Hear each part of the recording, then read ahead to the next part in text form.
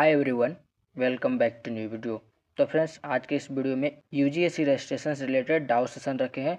बहुत सारे स्टूडेंट का कमेंट आ रहा था, बहुत सारे स्टूडेंट मैसेज कर रहे थे। तो जो भी आप लोग का डाउट है उसका डाउट सॉल्व करने का कोशिश करेंगे। मैं भी बाहर हूँ, इसलिए बोर्ड पे वीडियो नहीं बना पा रहा हूँ, बट आपको पेन एंड पेपर पे अच्छे से समझा दूंगा ताकि काउंसलिंग में रजिस्ट्रेशन में कोई भी डाउट ना हो। बहुत सारे स्टूडेंट पूछ रहे थे फ़ोटो कौन सा अपलोड करें, क्या हम यूजीएससी काउंसलिंग में कैटेगरी चेंज कर सकते हैं, अगर जेएमएन में जनरल डाले थे तो क्या अभी हम ईडब्ल्यूएस कर सकते हैं। तो हर एक क्वेश्चन का आंसर करने का कोशिश करेंगे। तो चलिए फ्रेंड्स, शुरू करते हैं। वीडियो को शुरू से अंत तक देखिएगा। तो चलिए, सबसे पहला क्वेश्चन है कि फ़ोटो और साइन जो अपलोड करेंगे वो जेएमएन वाला करेंगे या फिर लेटेस्ट करेंगे। तो देखिए फ्रेंड्स, तो जो यूजीएससी का प्रोस्पेक्टस आया है उसमें लिखा हुआ है जेएमएन वाला। तो अगर आपके पास जेएमएन वाला है तो जेएमएन वाला ही अपलोड कीजिए, बट साइन आप अभी वाला भी कर सकते हैं। और दूसरी बात है कि जो स्टूडेंट के पास जेएमएन वाला फ़ोटो नहीं है वो लेटेस्ट कर सकते हैं, यानी कि करेंट डेट का अभी आप फ़ोटो क्लिक करके आप अपलोड कर सकते हैं। इसमें कोई इशू नहीं है। अगर आपके पास जेएमएन वाला है तो पहले प्रायोरिटी दीजिए, जेएमएन वाला ही होना चाहिए। उसके बाद अगर अगर आपके पास नहीं है तो कोई भी आप लेटेस्ट दे सकते हैं। इससे काउंसलिंग पे कोई इफेक्ट नहीं पड़ेगा फ़ोटो को लेकर के। तो अभी वाला भी दे सकते हैं, जेएमएन वाला भी दे सकते हैं। पहला डाउट क्लियर हो गया। दूसरा डाउट जो स्टूडेंट का आता है कि फ़ोटो पर डेट डालना ज़रूरी है। तो देखिए फ्रेंड्स, अगर आप जेएमएन्स में नहीं डाले थे तो नहीं डालिए, जो जेएमएन्स में है वही डाल दीजिए। बट अगर आप लेटेस्ट डाल रहे हैं, यानी कि लेटेस्ट फ़ोटो अपलोड कर रहे हैं, तो उसमें आप डेट लिख सकते हैं। तो बात आता है कि क्या कंपलसरी है, तो फ़ोटो पे डेट कंपलसरी नहीं है, इसका टेंशन मत लीजिए।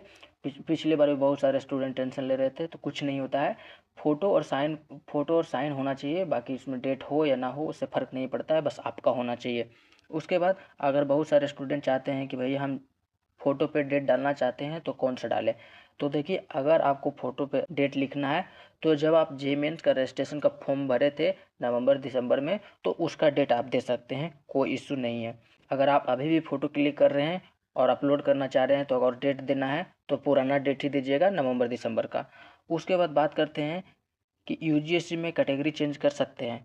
तो देखिए, अगर यूजीएससी में कोई स्टूडेंट जनरल किए थे और अभी उनके पास जनरल ईडब्ल्यूएस है या फिर ओबीसी कैटेगरी है तो वो दे सकते हैं। साथ ही साथ शर्त है कि आपके पास जब आप काउंसलिंग करेंगे, डॉक्यूमेंट वेरिफिकेशन करेंगे, तो उस टाइम आपके पास जो भी कैटेगरी फिल करेंगे उस कैटेगरी सर्टिफिकेट होना चाहिए। जैसे बहुत सारे स्टूडेंट जेएमएन में जनरल होते हैं, उस टाइम उनका सर्टिफिकेट नहीं रहता है जनरल ईडब्ल्यूएस का, बाद में जनरल ईडब्ल्यूएस से वो काउंसलिंग में पार्टिसिपेट करते हैं। तो आप ऐसा कर सकते हैं, अगर पहले फिल किए हैं जनरल तो अभी आप कैटेगरी से पार्टिसिपेट कर सकते हैं, कोई इशू नहीं होने वाला है। उसके बाद नेक्स्ट डाउट आता है कि जेएमएन में कितना परसेंटाइल होना चाहिए। तो देखिए, जेएमएन में परसेंटाइल कितना भी है, आपके पास स्कोर कार्ड है यानी कि रिजल्ट आया है जेएमएन का, तो आप पार्टिसिपेट कर सकते हैं। अगर परसेंटाइल कम है तो न्यू कॉलेज मिलेगा, परसेंटाइल ज़्यादा है तो ओल्ड कॉलेज यानी कि पुराना कॉलेज मिलेगा, एमआईटी मुजफ्फरपुर, भागलपुर। बट अगर आपके पास 20 परसेंटाइल, 40 परसेंटाइल है, 50 परसेंटाइल भी है तो आप पार्टिसिपेट कर सकते हैं, कोई इशू नहीं है।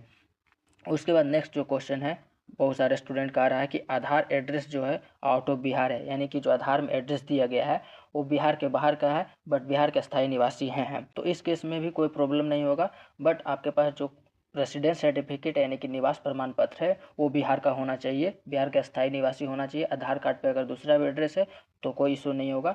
अगर आप काउंसलिंग में जाएंगे उस टाइम अगर बोला भी जाएगा तो आप बोलिएगा मैं पढ़ाई वहाँ कर रहा था, मेरा आधार वहाँ से बना था, मैं इसको चेंज करवा दूंगा, तो कोई प्रॉब्लम नहीं होगा। उसके बाद नेक्स्ट क्वेश्चन है कि जेएमएस का स्कोर कार्ड कौन सा सेशन का होना चाहिए। तो देखिए, स्कोर कार्ड एक ही बनता है जब दोनों सेशन का एग्ज़ाम हो जाता है तभी बनता है। बट बहुत सारे स्टूडेंट सोच रहे होंगे कि जनवरी वाला एग्ज़ाम होना चाहिए या फिर अप्रैल वाला एग्ज़ाम होना चाहिए। तो देखिए, जनवरी वाला एग्ज़ाम दिए हैं तो भी चलेगा, अप्रैल वाला दिए हैं तो भी चलेगा, दोनों दिए हैं तो भी चलेगा। उसमें तीनों में कोई भी एक दिए हैं, यानी कि दोनों दिए हैं या फिर कोई एक दिए हैं, अगर आपके पास रिजल्ट आया है तो आप एलिजिबल हैं, इसका टेंशन मत लीजिए। जनवरी का चाहिए या फिर अप्रैल का चाहिए, इससे कोई इशू नहीं होगा। कोई भी एक एग्ज़ाम दिए या फिर दोनों दिए हैं तो आप एलिजिबल हैं। उसके बाद is family income less than 8 lakh, यानी कि वो जब फॉर्म फिलअप करेंगे तो यहाँ पर स्टूडेंट गलती करते हैं। इसका कहने का मतलब है कि अगर फैमिली का सालाना जो इनकम है 8 लाख से कम है तो यस कीजिए, और नहीं है तो नो कीजिए। तो बहुत सारे स्टूडेंट का फैमिली का इनकम होगा, जो इनकम सर्टिफिकेट बना होगा 1 लाख 1.5 लाख का बना होगा तो वो यस करेंगे। जिनका फैमिली का जॉब है और 8 लाख से ज़्यादा सालाना इनकम है तो वो नो करेंगे। बट जिनका इनकम 8 लाख से कम है वो यस करेंगे।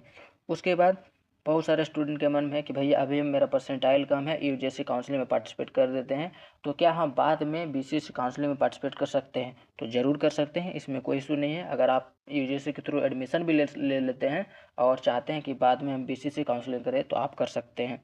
उसके बाद बहुत सारे स्टूडेंट का डाउट आ रहा था कि डायरेक्ट टेक्नोलॉजी में सेल्फ फिनांस का मतलब क्या होता है? तो देखिए, सेल्फ फिनांस का मतलब होता है लाइक कि मैनेजमेंट कोटा। अगर जेईई में कम भी परसेंटाइल है और आप पैसा 2 गुना 4 गुना दे करके पढ़ना चाहते हैं मैनेजमेंट कोटा से, तो उसके लिए किया गया है। उसमें अगर आपको डायरेक्ट टेक्नोलॉजी नहीं लेना है और मैनेजमेंट कोटा से नहीं जाना है तो आप नो कीजिएगा। बाकी कोई भी डाउट होगा तो कमेंट कीजिएगा, हम कोशिश करेंगे आपको अच्छे से समझाने का। तो फ्रेंड्स, मिलते हैं नेक्स्ट वीडियो में। वीडियो अच्छा लगा तो लाइक कर दीजिए और चैनल पर नए हैं तो चैनल को सब्सक्राइब करके बेल आइकन प्रेस कर लीजिए। यूजीसी काउंसलिंग और बीसीसी काउंसलिंग से रिलेटेड हर एक इन्फॉर्मेशन इस चैनल के माध्यम से मिलेगा। तो फ्रेंड्स, मिलते हैं नेक्स्ट वीडियो में। Bye bye.